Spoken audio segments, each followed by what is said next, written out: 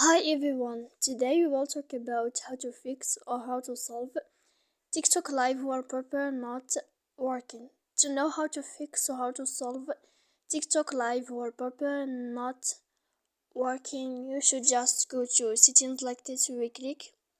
After that, in this page you will go to apps, default apps, app settings. When you will see this list, you will go down to find the application of TikTok and you will enter. Then in this page, as you see, we go to click for stop.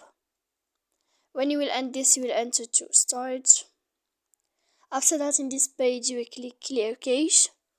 Then you will go to click clear data.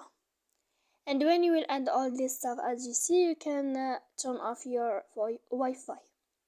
So please don't forget to support us by like and subscribe. See you next time in another video, and thank you for watching.